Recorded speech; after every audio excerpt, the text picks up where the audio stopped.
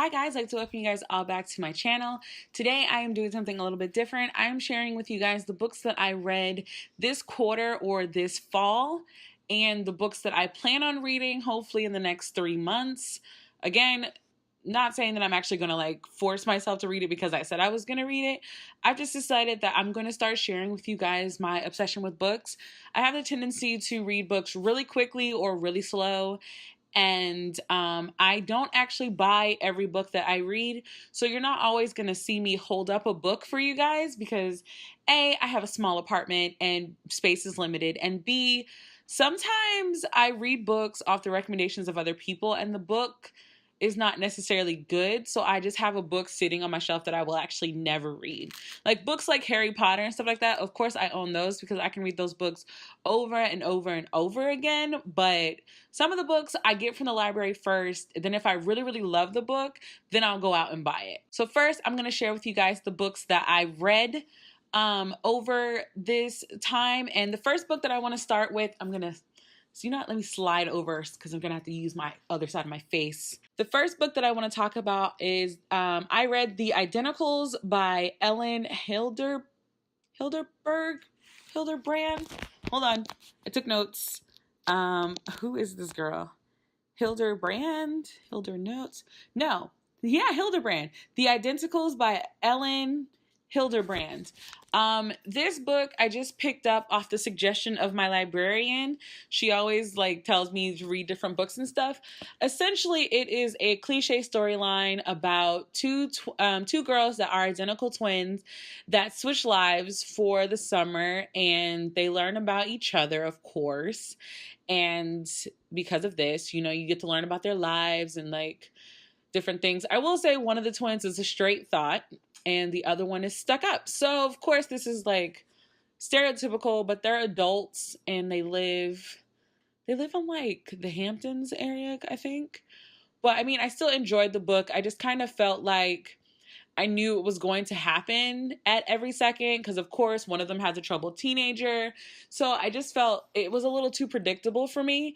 It was a very, very quick read. You pretty much knew what was going to happen before it happened in every scene except for a couple of them. So I'm not saying, I don't think I would suggest this book. I'm giving this book a 3 out of 5 because, I mean, I like her writing style. I just felt like the story has been played out over and over and over. The next book that I read is The Daughter of Sherlock Holmes by Leonard Goldberg. I got this book again, and when you walk into a library, if you don't use your library, I suggest you start because I just walk in and go straight to the new book section, and sometimes I know exactly what I'm looking for, and sometimes I don't, so I just pick a book, and I love reading the original Sherlock Holmes. I plan on buying the Barnes & Noble's Sherlock Holmes book this year for myself for Christmas, so I'm very excited about that. But I decided to read this book because it's still a mystery, but it was written from a different perspective. Technically, you're following the son of Watson and Watson himself, and they are investigating a crime that happened, and you get to meet the woman that is known as the daughter of Sherlock Holmes. And just the way that they explained her existence and how they went about the mystery, to me, I liked it. It wasn't Sherlock Holmes. It was his daughter's method.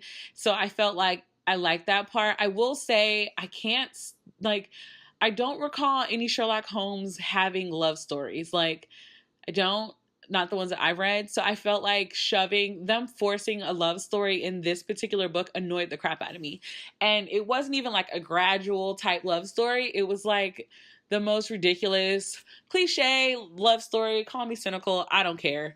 But I really liked the book. I gave the book a 4 out of 5 stars because, again, I knew who did it. And they tell you who did it. And you just follow through the process of how they figured it out. I really liked it. Of course, I didn't get the whole mystery right. I didn't solve everything. So I really like the book. I would recommend that you guys pick it up and read. It's a good, quick read. The next book that I read I got it from the library. It actually is due back to the library on Wednesday, is Red Queen by Victoria Aveyard.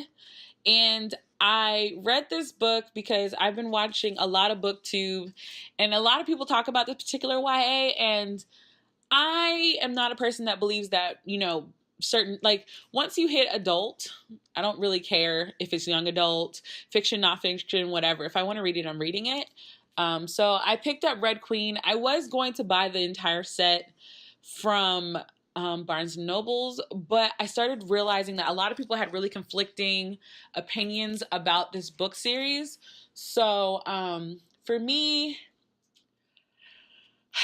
I will say there is a lot of cliche, like the love triangle thing is really way more annoying than I thought it was going to be because it's so cliche. But I like the story. It still follows a dystopian type storyline. So like there is a group that feels superior to another. And of course there's somebody in the lower group that turns out to be special. It gives me a Hunger Games vibe where Katniss in Hunger Games is the equivalent of Mare in The Red Queen. And so she notices that she has the same abilities as the superiors, which are the silvers. And I like the idea. So am I going to go out and buy the book series yet? No, I'm going to wait. I'm going to read another one and then I will make a decision from there. I had to wait for this book on the library. The waiting list for this book at my library was insane. I was almost going to go buy the book, but I decided to wait and I finally got it. I just started it, as you can see. And I am loving the realness of this book. Oh, I'm sorry. This is The Hate You Give by Angie Thomas.